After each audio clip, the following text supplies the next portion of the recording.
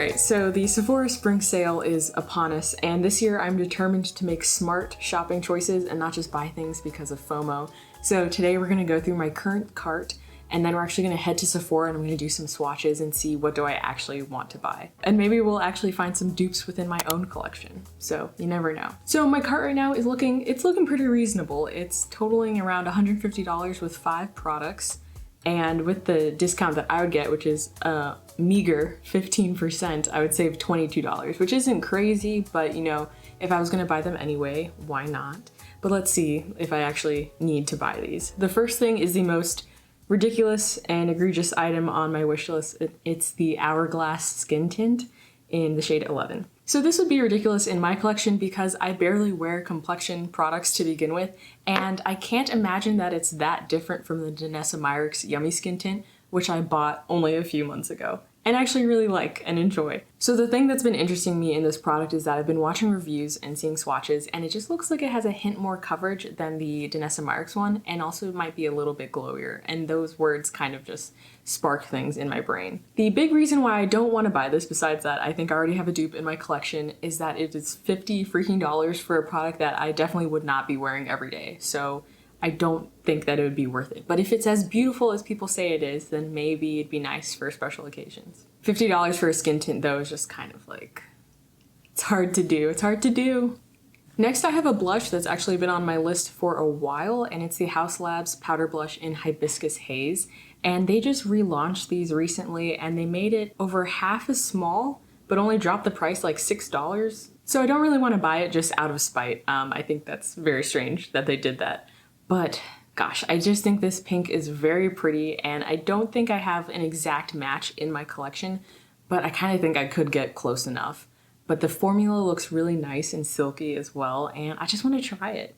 And I know I already have a lot of blushes. I mean, I have way too many cream blushes, but powder blushes are getting up there. But I think that this shade is one that I would use every day, so that's why I'm considering it. And also, I mean, powder blushes don't really ever go bad, so it's like, is this even buying something? Is this even spending money? Yes, yes it is. And then of course we have another blush in my cart because why not? And this one is just pure hype. It's the Milk Makeup Jelly Tint in the shade Splash, and it's like that grape shade, which I don't really have in a blush, so. But I really think I'm just interested in this one because of the packaging. It is just so cute. They look like little toys or candies, and I just want them. I want to say that I want to eat them because I feel like they purposely made them look edible, and they called them jelly tints, and you eat jelly, so that's normal. I used to have the cheek stains from Tarte, so I know that I would use this product, and I like kind of tints for the cheeks, but I don't know. I'm a little concerned about it drying out, and it came out not that long ago, so I kind of want to keep an eye on people who have bought it and see if anyone complains about it drying out super soon, because it's like mostly water. Is that true? I'm gonna look up. Ah yes, the first ingredient is water. So there you go. So I think that one is a product I'm least likely to get just because I know in my heart that it's just because of the hype. And it's a blush, which I already have so many of. So unless I swatch it and I'm like, this color is incredible, I think we're safe on that one. And it's $24 for something that's like this small. I can't. Okay, this product I'm super interested in. It is the Caliray Under Eye Color Corrector Concealer in the shade Glowy Rays, which is like a tan. And this is supposed to be like a really lightweight serum concealer, super hydrating, and those are buzzwords that just like set off my... It's like I have a Google alert for that description of a concealer. I've never tried anything from Caliray, but I've always been curious about their like surfer beachy aesthetic, so this would be a nice chance to try out their brand. And I'm always interested in a concealer I can wear without anything else on my face and it'll just like blend in seamlessly, so I'm excited to swatch that one. And if I can find a shade that works for me, I think I'll probably get this. It's $28, which is I think what concealers just cost now, I guess. So ube pronunciation. Ube, yeah.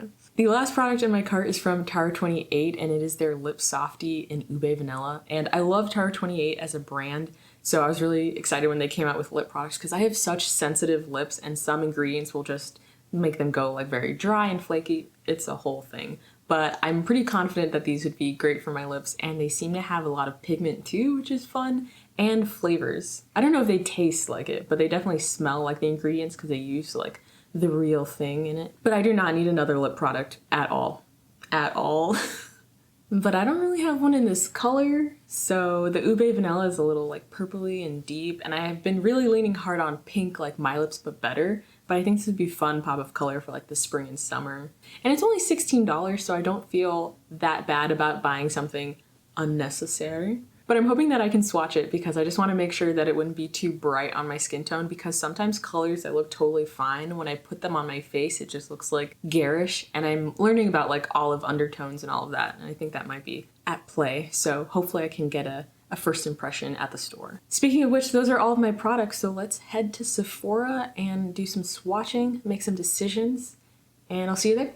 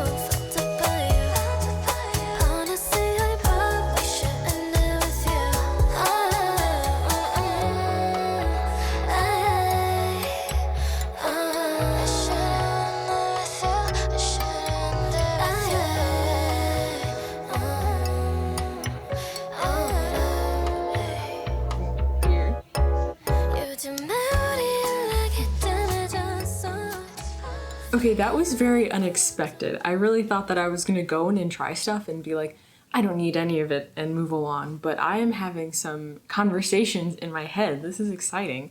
Okay, let's start with the Hourglass skin tint because that is the biggest ticket item in my cart right now. And going in, I was like, I think this is basically the same as the Danessa Myricks skin tint, so I don't know why I would need this. But when I swatched it on my hand, I was like, oh, this is pretty nice. It's very moisturizing and it's definitely thicker than the Danessa Myricks one. And when I was looking at it, someone who worked there approached me and was just like, I love this skin tint. And I was like, okay, tell me more because I have the Danessa Myricks one and I'm not sure if this would just be redundant. And she was like, I can totally see that. But in my opinion, this is the better skin tint and it's more moisturizing. And I was like, that's not what I wanted to hear, but good to know. I'm just gonna put on any products I have that I think might be dupes for these items in my cart so I can like refresh my memory while talking about them. The Hourglass skin tint is gonna be on my maybe list for two reasons. One, I'm not sure if the shade that is closest to my skin tone would be the best for me, like if it would be a really seamless match, and I'm nervous to drop that amount of money and then have to exchange it. And the second thing is that the bottles are so small, like, well, this kind of has a big little cap at the end, but I feel like it was like this much of product. I'll put up the numbers and do like a versus here, but it just looked like way too little for $50. And the other thing is that I don't wear skin tints every single day. I really don't wear foundations or any complexion products unless I'm like going somewhere and doing something. But I'm also thinking that if it was very beautiful and seamless, that maybe I would want to wear it more just to have that kind of perfected look more often. I don't know. The lady working there also mentioned that the Hourglass one feels less detectable on the skin, and that's a big draw for me because the reason why I don't wear stuff on my face is that I just hate that feeling. It almost feels like a little wet mask. But I don't really find the Danessa Myricks one that noticeable unless you're trying to build it up to get more coverage. So if the Hourglass one gives you slightly more coverage and then you don't need to build it up, then I can see where it feels like undetectable on the skin. Gosh, yeah, I was not expecting to like that product as much as I did, so that'll be interesting. We'll see what I decide. The next product that I tried out is the Haus Labs Powder Blush, and I tried Hibiscus Haze, which is the one that I had in mind that I wanted, and they describe it as a mauve pink, I believe.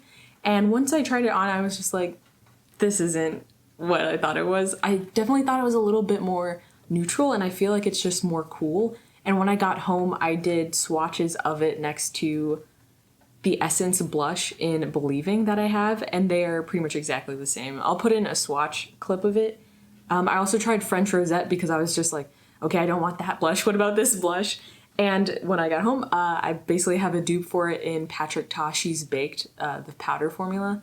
So even though the formulas of the Haus Labs blushes were really nice, definitely soft and not annoyingly powdery, I just couldn't justify getting one of them when I have dupes at home. I'm so glad that I protected these swatches on the way home, because just seeing the comparison laid out like that, it's like, dang, you probably do have everything that you want at home. They have a bunch of other shades there, and my brain is just so tempted to get one just because I want to own that product, but it just doesn't make sense because I wasn't really feeling drawn to any of the other ones. They used to have a purple one, and I don't know what happened to it. It was called like lavender something, and it looked beautiful, and I know I should have gotten it when they had the jumbo sizes, but now I think it's just like lost to time. As much as I love blushes, I feel like between the Patrick Ta duos that I have and my Hourglass palettes, like I really don't need another powder blush, even though they never go bad. I have all my bases covered, I feel. So that's a little sad to realize because I do like buying blushes. So I was really excited for that caliray under eye concealer, but it was so much more opaque and orange than I expected. I feel like I'd seen people use it and it seemed to be like undetectable and just kind of like cancel out the darkness under your eyes, but then just kind of like blend into your skin. I mean, maybe it's the shade that was available to me, but it looked like putting straight up orange under your skin. And I know it's marketed as like a color corrector concealer, but I don't think I could wear that shade Glowy Rays on its own without looking like I just have like traffic cones underneath my eyes. So I think I'll just stick with my Cool Feet concealer and the Bobbi Brown under eye corrector. I already have a little bit of this under my eyes, but I like using this one for extra coverage or just wearing it on its own. It mixes with other products really well too.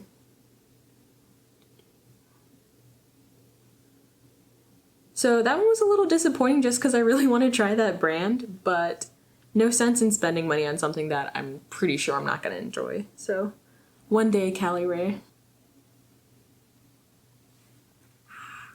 Next was the Milk Makeup Jelly Tint Stain, and this display at Sephora was so picked over. Like all of the products were gone, and then there only had 2 shades available to swatch. The purple one wasn't available to swatch splash, so I tried a pink one instead.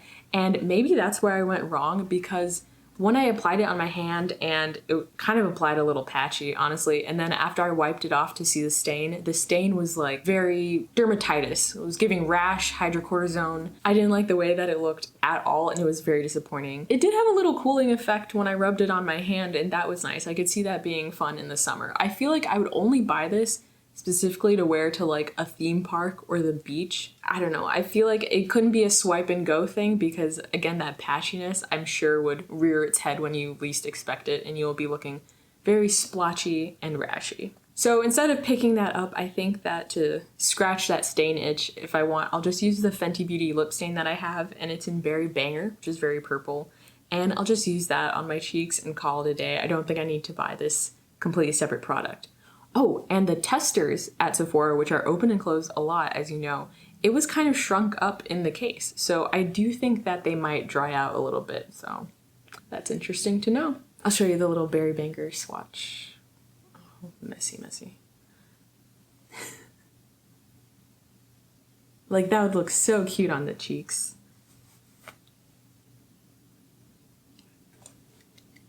The last product that I checked out was the Tower 28 Lipsoftie in Ube Vanilla, and I didn't really get much of a smell from it. It was very subtle, which I liked because the Dulce de Leche scent was very strong. So even though I kind of like that caramel nude color, I don't think I could deal with that smell right under my nose. But besides the smell, the color was very beautiful, and it wasn't really what I expected. I thought it might be a little bit more purple or grape. I have no idea why, but it's definitely more of a burgundy. And that got me thinking that I have this Romand Juicy Lasting tint in dark coconut, and this one is very like a deep burgundy, but also a little bit more brown. They're totally different textures though. The Romance stains are very watery and also leave behind a tint, and the Tower 28 ones feel more like cushiony. I didn't put it on my mouth, but on my hand it felt like very plush. So I'm definitely gonna get this lipsoftie in Ube Vanilla because I really want a moisturizing balm with some tint that I can kind of just like throw in my bag and not worry about applying perfectly.